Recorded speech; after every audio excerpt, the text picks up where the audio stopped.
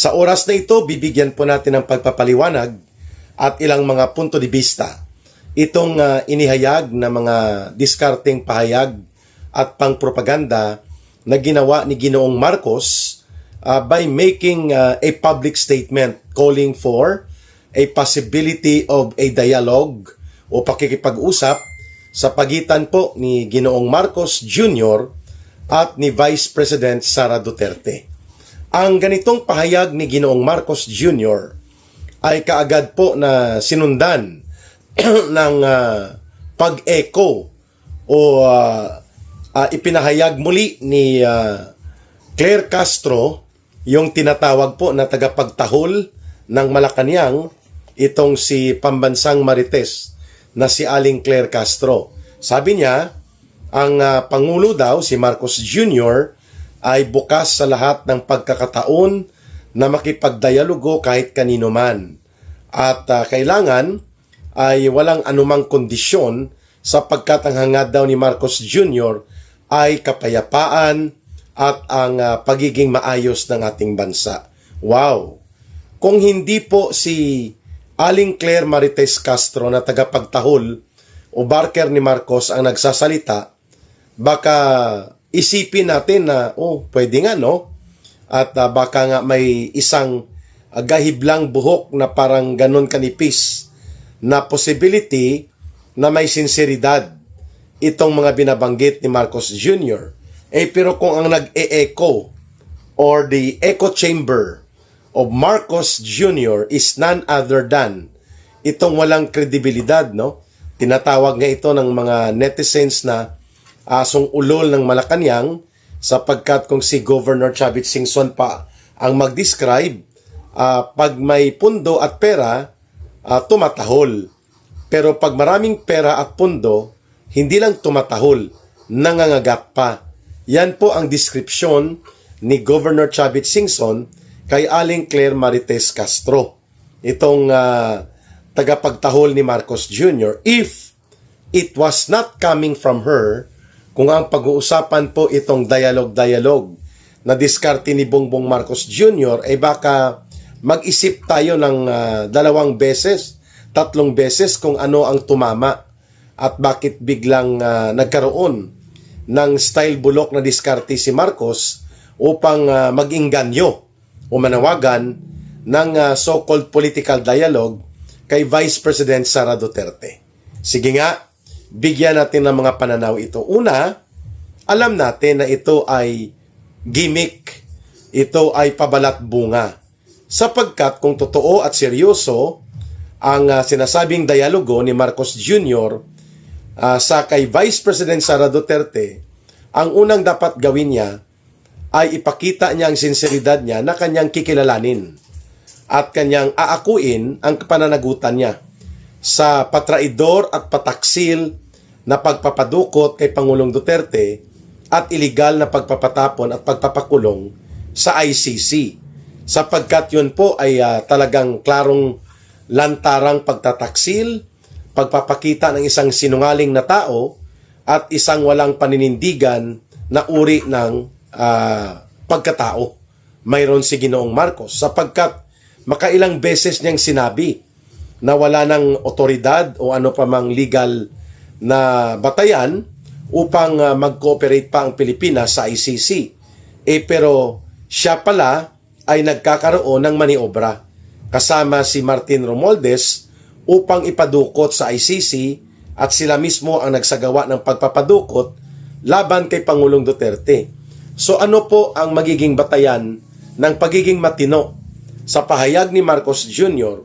ng dialogo kay Vice President Sara Duterte kung hindi nga niya kinikilala ang karumaldumal na pagtataksil at pagtraidor niya kay former President Duterte at pagpapagamit sa sindikato ng ICC para i-remove ang isang political opponent na kanyang kinokonsidera sa katauhan po ng dating Pangulong Rodrigo Duterte. So kung gusto mong ipakita na ikaw ay mayroong bahid ng katotohanan sa sinasabi mong dialogo, ipakita mo that you are indeed sincere. Sulatan mo ang ICC na nagkamali kayo sa pagkakaroon ng ganong pangyayari noong Marso 2025 kung saan ginamit po ang puwersa ng Philippine National Police at mga pundo at resources ng gobyerno upang magkaroon ng isang malakihang operasyon ng pagpapadukot kay Pangulong Duterte. Kilalanin po ninyo dapat ang inyong pagkakamali at ituwid nyo ito sa pamamagitan po ng pag-ako nito at pag-inform sa ICC na dapat i-release si Pangulong Duterte sapagkat may functional na court or judicial system sa Pilipinas na pwedeng dito iproseso ang anumang reklamo hinggil sa kanyang ipinatupad na war against drugs. Kung hindi yan magagawa ni Marcos Jr., baliwala itong diskarte na ito. Pangalawa, dapat akuin niya na nagkaroon sila ng pagkakamali ng krimen nila Martin Romualdez, kung kaya nararapat na siya ay umalis na sa kapangyarihan at magkaroon ng mapayapang constitutional transition and turnover of power papunta kay Vice President Sara Duterte sapagkat yan ang nakasaad sa saligang batas. Kailangan magkaroon ng ganong pagkilala si Marcos na pananagutan niya o paninindigan niya ang pagkakamaling ito sa pamamagitan ng pagkilala sa kanyang mga krimen na kinasasangkutan sa pandarambong sa kaban ng bayan. Without that kind of accountability recognition and without that kind of sincere declaration na aakuin niya at paninindigan niya na kailangan niyang panagutan kasama ni Romualdez ang mga naganap na krimen ng pandarambong at pangungurakot sa kaban ng bayan, siguro pwede pang i-consider ang tinatawag niyang political dialogue upang magkaroon ng mapayapang transition of political power as stated and provided for by the provisions of the Constitution. Yan pa siguro ang matuwid na pagbabatayan ng ating mga pagbibigay ng punto upang mabigyan natin ng konsiderasyon na posibleng may sinseridad pa na natitira kay Ginoong Marcos kung gagawin niya yung mga dalawang bilanggit ko. Akuin niya at panindigan ng pagkakasala sa pagtataksil, pagtraidor, at iligal na pagpapadukot kay Pangulong Duterte at sumulat at magdeklara ng posisyon ang Philippine government na dapat ibalik sa Pilipinas si Pangulong Duterte at dito harapin ang mga reklamo o kaso patungkol sa war against drugs. At pangalawa, akuin niya at paninindigan niya ang pag-ako ng mga pananagutan sa malawakang panunumbalik at paglaganap ng malalim at malubhang korupsyon at pandarambong sa kaban ng bayan, lalo na po ang itong mga ibinubulgar ngayon nila Ginoong Saldico at iba pang mga witnesses na si Marcos Jr. at si Martin Romualdez mismo ang punot dulong pinagsimulan ng malawakang pagnanakaw, pangungurakot at pandarambong sa kaban ng bayan. Akuin niya ito. Panindigan niyang handa siyang harapin ito at iproseso niya ang mapayapa na mga pagtransisyon ng poder at pamunuan sa gobyerno the way these are being stipulated in the 1987 Constitution, mga kababayan. Pangatlo, itigil ni Marcos ang mga pag-ako niya sa mga proyekto na hindi naman po siya ang nagsimula, hindi rin po siya ang nagsumikap na ito'y maipatupad, kagaya ng mga Bukana Bridge at iba pang mga build projects na sinimulan po at ipinatupad sa panahon ni Pangulong Rodrigo Duterte, at si Marcos ay siya na lamang po ang nag-administer ng pagtatapos nito sapagkat under completion na. Pakumpleto na po ang mga proyektong ito, kagaya ng kontrobersyal na pag-ako ni Marcos ng Bukana Bridge dyan po sa may Davao region. So itigil na niya ang diskarte niya upang akuin ang mga proyektong hindi naman po nanggaling sa kanyang inisyatiba.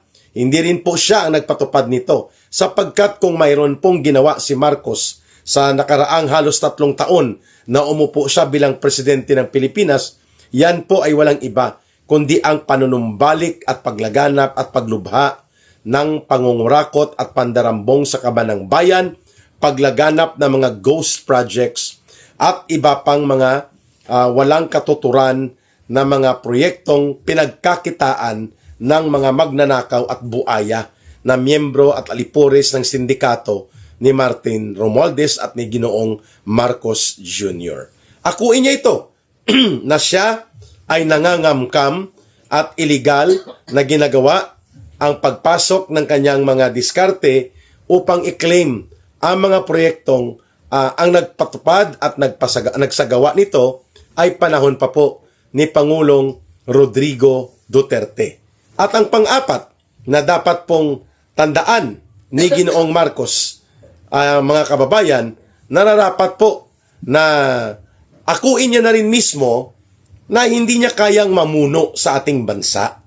At kung kaya nga sa loob ng 3 taon na nangyari po, tuloy-tuloy ang pagkakaroon ng mga sindikato na uri ng pagbabudget, iskandalo ng pagkawala ng 1.4 trillion pesos sa pundo at kaba ng bayan, at kung ano-ano pa pong pagkalugmok sa kalagayang pampolitika, paggapang sa miserabling kalagayan ng ating ekonomiya at ang paglala ng krisis ng buong lipunang Pilipino. I think mas yun po ang nararapat na gawin ni Ginoong Marcos upang maging makabuluhan at kapanipaniwala ang kanyang proposal na magkaroon po ng dialogo with the Vice President, hindi para sa lokohan, hindi para sa kengkoyan, kundi para po sa mapayapa, matuwid at nararapat na pagkakaroon ng political transition sa kapangyarihan bilang presidente ng Pilipinas. Mag-resign si Marcos